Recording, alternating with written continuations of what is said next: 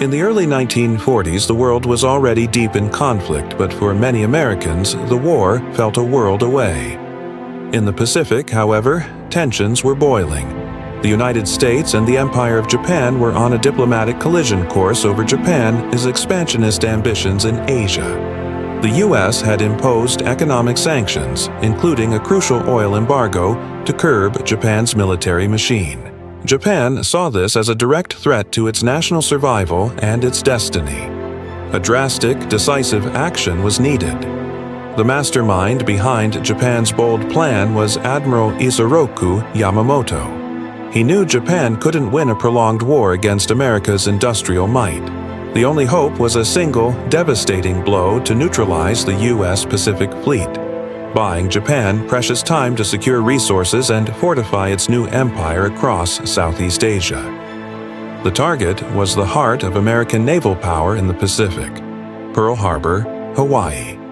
The plan was audacious, risky, and meticulously prepared in absolute secrecy. For a young Japanese pilot, it was a mission for the emperor, a strike for the nation's future. He was trained, determined, and ready. The morning of December 7, 1941, dawned bright and clear over Oahu. For the American sailors stationed at Pearl Harbor, it was just another peaceful Sunday.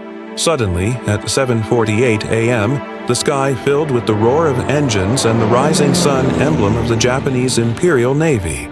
The first of two waves, a terrifying swarm of 353 aircraft launched from 6 carriers, descended upon the unsuspecting base.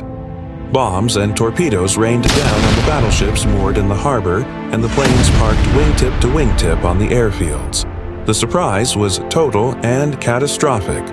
Chaos erupted as sailors scrambled to their battle stations amidst fire and explosions. In less than 2 hours, the attack was over, leaving a scene of unimaginable devastation. Over 2,400 Americans lost their lives. 8 battleships were sunk or heavily damaged, including the USS Arizona, which exploded and sank with over 100 crewmen trapped inside. More than 180 aircraft were destroyed on the ground. President Franklin D. Roosevelt would famously call it a date which will live in infamy.